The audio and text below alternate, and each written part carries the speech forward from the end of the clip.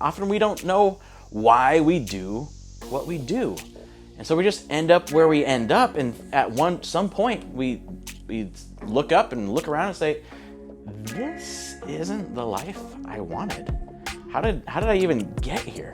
See, we all want a good life. We all want to experience the good life. But we all have our own definition of what the good life is. And so we try to get it in our own different ways, and they don't work.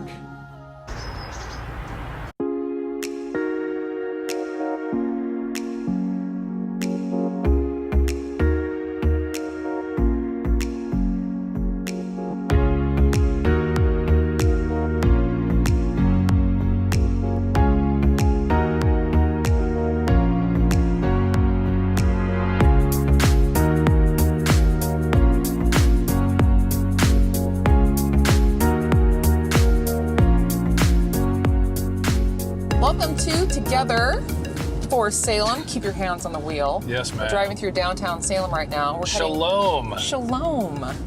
Your driver today is Aaron. Hello. I'm Monica. Driving Miss Daisy. Yep. We've made that joke before. We have? Yeah. Dang. Yeah. This is our second car trip together for Salem. Huh. Yeah. Anyway, Together for Salem is put out by Cross Creek Community Church. We're a church in Salem, for you.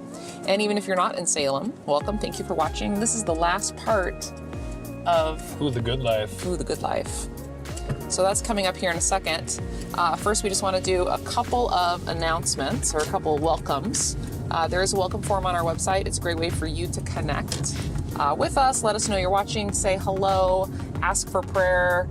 Maybe join a Connect group. Get a free Bible if you want a Bible. We have those for you.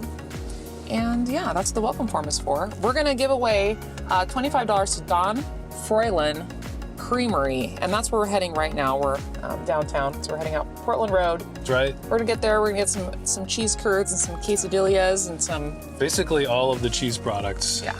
I have like 4 things in mind right now, but... You do. Of course you do. I'm going to break the bank here. So we're excited to do that giveaway on the other end of John's message. So thanks for watching. Thanks for tuning in. Like and subscribe so you're notified of future videos. But we're going to come back in a little bit here after John and report in on Don Froylan. And then we have another giveaway we're doing. That's right. Yep. All right. You're doing a great job. Oh, thank you. So far, so good. So far, so good. 0 casualties. A little bumpy here in downtown. A little bit. The cherry blossoms are just to you, about John. to go off. Yeah. See you in a bit.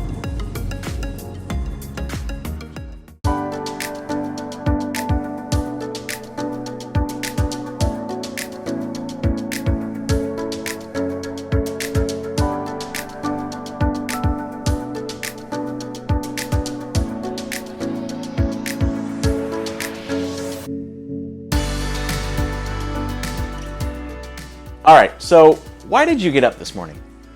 Because your dog barfed? Because your kids got up? Because you had to pee? Or I know, because you wanted to watch this episode, right? I mean, but seriously, why did you get up? Why do you do what you do? Why do you do the work you do? Or why do you have the family you have? Why do you enjoy the entertainment that you enjoy? Why do we do what we do? It's kind of an annoying question, right? Because we just kind of do it. Things happen and we respond and life goes on and we kind of end up wherever we end up. Like, example, we need money, so we get a job. But the job kind of sucks. So we need distractions. So we go on vacation or we get some type of entertainment to distract us. But those cost money. So we have to go back to work to start that cycle all over again. And we don't really want to do that cycle on our own, so we find people to go through the cycle with us. But, we just kind of let those relationships take their course and they become a cycle all unto themselves. And so I know that's an overgeneralization, and a lot of you I know are driven and goal-oriented, but it's true for a lot of the areas of our life, right? Our jobs, our school, our friends, our families, we kind of just let them happen and we respond to it. But the problem is when we don't choose our life on purpose, we choose a life without purpose. And whatever it is, often we don't know why we do what we do. And so we just end up where we end up, and at some point we look up and look around and say, this isn't the life I wanted. How did I even get here? See, we all want a good life. We all want to experience the good life. But we all have our own definition of what the good life is. And so we try to get it in our own different ways, and they don't work. And so what we've found in this series, we're in part 4 of a series called The Good Life, as you know from the title on your screen. But what we found is this: the good life, the real good life, the true good life that we're actually looking for, the good life is experiencing the freedom of being fully loved and accepted by God. And that life is a life completely different from what we've experienced before and the ways we've tried to find the good life. It's completely different. Well, at least it can be different. But often we miss it because we just let life happen and we don't really know what our purpose is. And so what we're going to talk about today is this idea that the good life that we all want, that we're all looking for, the good life that we just talked about, the good life is lived on purpose for a purpose. The good life is lived on purpose for a purpose.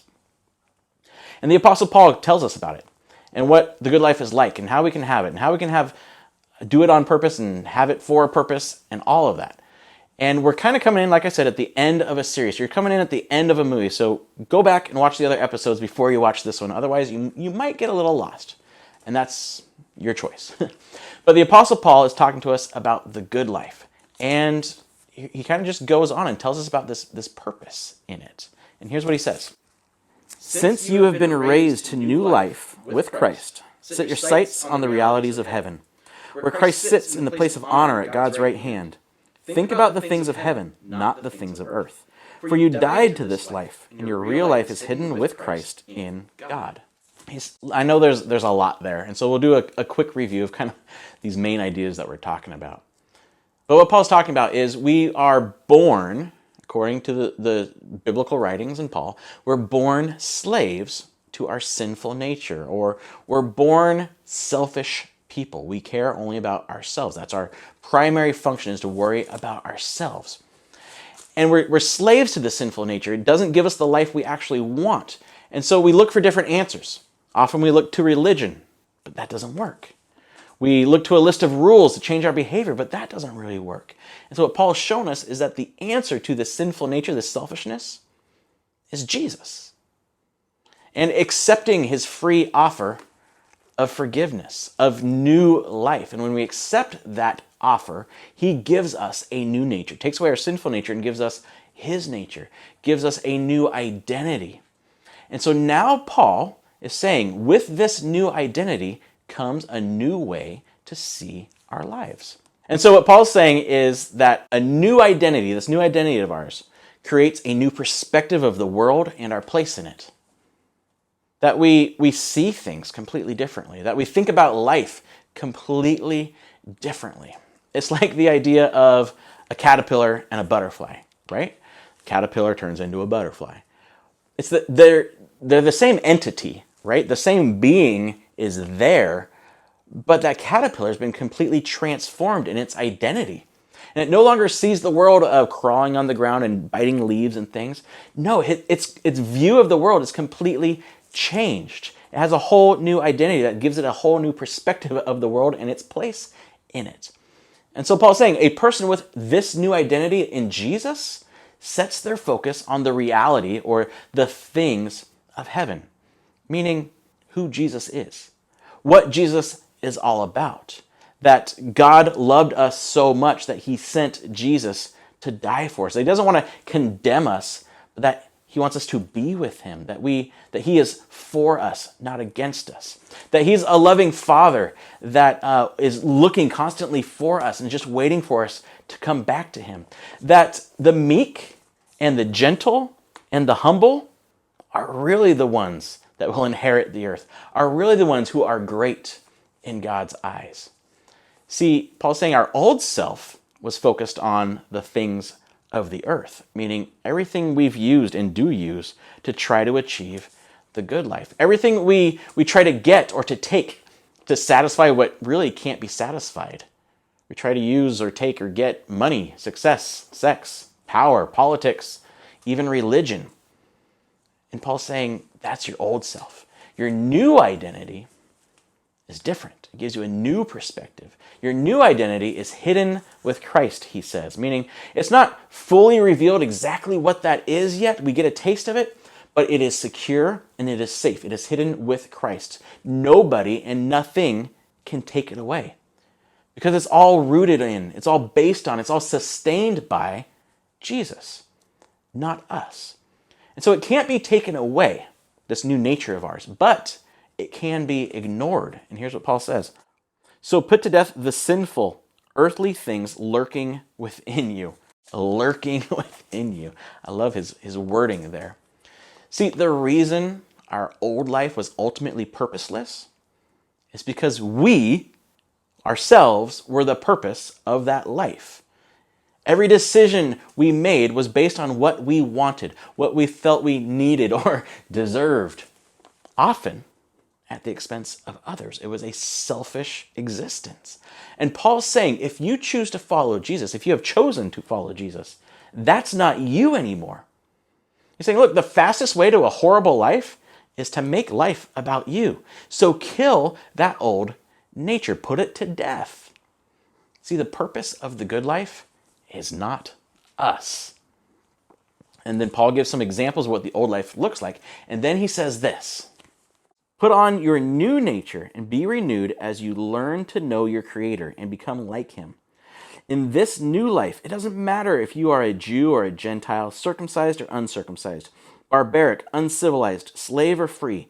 Christ is all that matters, and He lives in all of us. A Jesus follower's identity is not their nationality. I mean, think about it. A nationality, what is that? They're just made up lines on a map. Those don't exist in the real world. So our identity is not our nationality. Our identity is not our ethnicity. Those really are just made up differences of color and social preferences. All humans really come from the same source. We're all part of the same race. Our identity is not our nationality, our ethnicity, our political party, our social status, even our gender. For a Jesus follower, our true identity is found in Jesus. It says Jesus Christ is all that matters. And then Paul says, since God chose you to be the holy people He loves, you must clothe yourselves with tender-hearted mercy, kindness, humility, gentleness, and patience. See, a new identity creates a new purpose. And that purpose is the opposite of selfishness.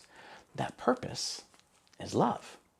It says, clothe yourselves in these things. It's an active verb there, meaning to actually put on, something we are commanded to do, to put on this new identity, your real identity. It's something that's already been provided for us by Jesus, right? The fruit of the Holy Spirit, love, joy, peace, patience, kindness, goodness, gentleness, self-control. It's like Jesus is saying, here's these new clothes. Try this on. Ooh, you look good in that. It's my birthday. No, it's not. But I still look good though. So think about it. Do you want to be Clark Kent or Superman? See, Clark Kent's, it was the old identity, right? Clark Kent's identity, the purpose of that identity was to write for the newspaper, to hide in the shadows, to not really be seen, and maybe try to get a date with Lois Lane, right? But his true identity is Superman. His identity had a different purpose, to save the world, to protect the weak, to serve others. See, our old identity, the purpose, was to serve ourselves. Paul's saying, put on the uniform of the new identity, which is tender-hearted mercy, kindness, humility, gentleness, patience. He's saying, take off Clark Kent and wear that cape and those tights proudly. And then he gives us examples of what that actually looks like. And then he gets to his main idea that we do have a purpose to fulfill. And whatever you do or say, do it as a representative of the Lord Jesus, giving thanks through Him to God the Father. Remember, a new identity creates a new purpose. So like tools, right? Tools. The tool could say, look, I used to be metal and wood. That's all I was. But now I'm a hammer, and my purpose is to hammer nails. Or now I'm a screwdriver, and my purpose is to drive screws. For a Jesus follower, we would say, look, my old identity, my old purpose was living for my selfishness. But now I have a new identity and a new purpose, which is to represent Jesus to the world. The true purpose of our new identity is to purposely identify Jesus to the world. I know it's kind of cutesy, but think about it. The purpose of our new identity is to purposely identify Jesus to the world. It's not something you have to try to be. If you are a Jesus follower, it's something you are. You are a representative of Jesus. It's who you are because your identity is based on Jesus. Therefore, when people see you, when people interact with you, they should be, hopefully are seeing what Jesus is like. And we don't do it out of duty or fear or guilt. It's done out of thankfulness to what God has done for us. We've been freed. We can't help but want to free others. I think of Harriet Tubman, right? The former slave who found her freedom and didn't just enjoy it and keep it all to herself. No, she then kept going back down south to rescue other slaves constantly. That's what it's like to be a Jesus follower. We've been freed and can't help but want to free others. And we are all invited to a new life full of new purpose. And so the question I have for you is, who are you? Why do you do what you do?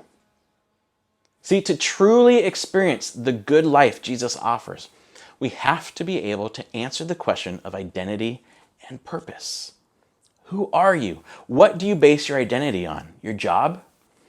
Your success? Your family? Your political leaning? Your failures, maybe? How's that been working? Is it working? Is it really giving you the good life you were hoping for? Or has there been this sense that maybe there's something more? Maybe there's something better. Maybe there's something that's truly good out there for you. You are invited to accept the invitation of the one who created you on purpose for purpose. You're invited to accept the offer of forgiveness, of new life, of saying, look, my old life, I've been living for myself. I want to turn from that. I want to follow Jesus. I want to accept his forgiveness for the hurt I've caused, and I want my life to be based on him. You can simply tell him, Jesus, I want to follow you. Make me like you. Forgive me of the hurt I've caused. Make me yours. That is an invitation that's available to everyone. If that's an invitation you want to accept, tell us. Let us know at info@yourcrosscreek.com because we want to walk with you in that and show what this is really like and be part of your journey. Now, if that's something you've done in your life, there's a moment in your life where you said, Jesus, I want to follow you, and you are a Jesus follower. Remember, the purpose of your identity is to purposely identify Jesus to the world. Your purpose is not to get political candidates elected. Your purpose is not to give your kids everything the world offers.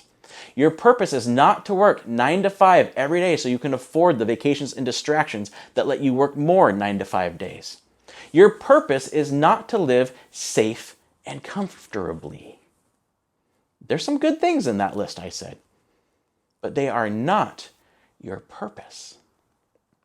So if you are willing, I want you to ask yourself 2 purposeful questions. The first question is this: what have I been representing? If you're a Jesus follower, what have you been representing? Have you been representing love, joy, peace, patience, kindness, gentleness, self-control, all the things that come with a new identity? Or is it possible that you've forgotten your true identity? Forgotten your true purpose? Maybe you've let the fears, distractions, you've let the selfishness start ruling again.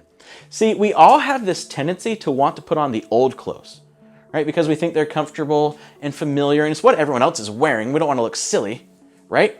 But the problem is those clothes don't fit you anymore. You've been transformed. The caterpillar clothes don't fit the butterfly anymore. They just don't look good on you. Be who you were saved to be.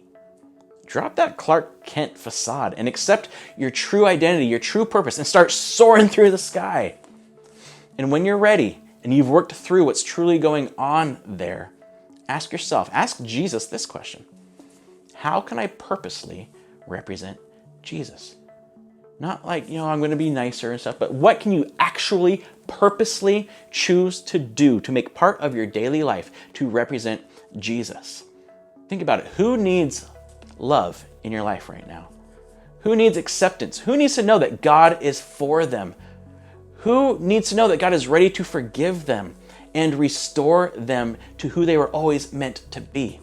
It might be a family member. It might be a coworker, maybe a neighbor. But ask yourself, what does love look like? And then do it. And don't just do good things for people, which is awesome and what we're supposed to do and what our new identity does, but share not just what love looks like, but share your words. Use your words. Why are you loving them? Why are you asking what love looks like? See, you are representing Jesus, not just showing off how good you are.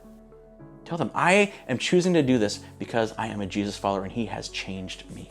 I have a new outlook, new perspective, new identity on life. The good life, the real good life, is offered to every single one of us. You were created for more than mere survival. You were created for more than mediocrity. You were created on purpose by the God who purposely created the universe.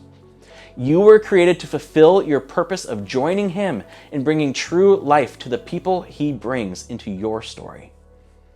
See, the good life is a life of eternal purpose. So accept it, enjoy it, and share it.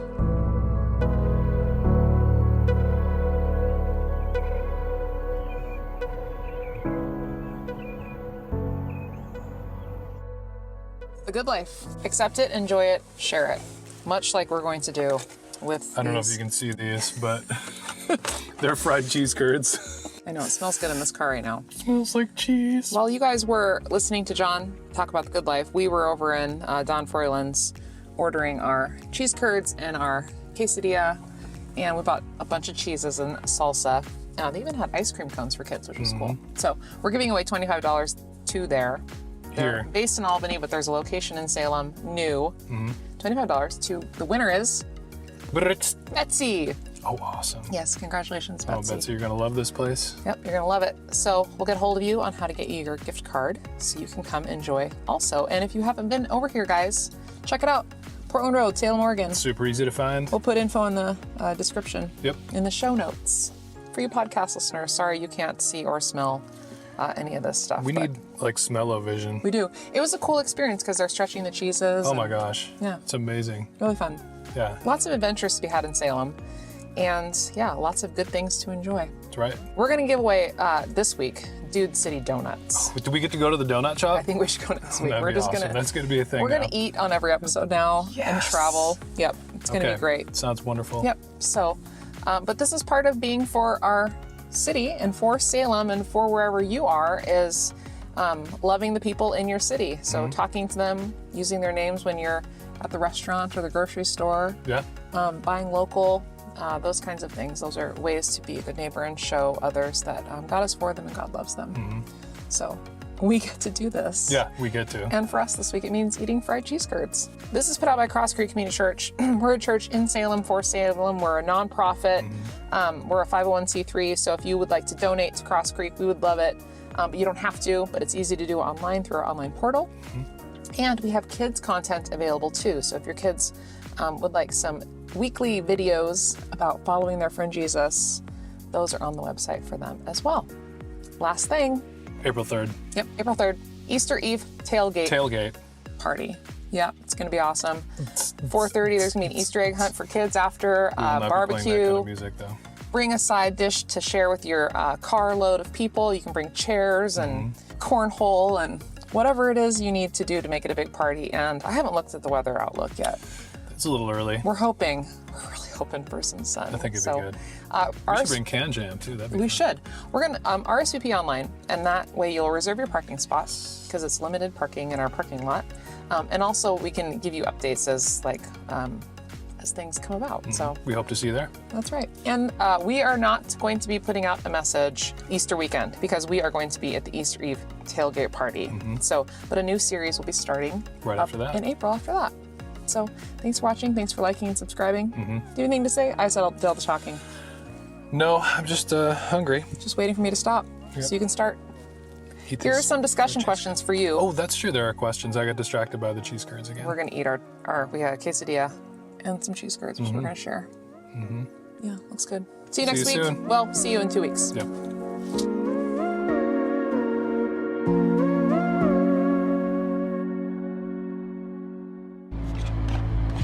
It's really good.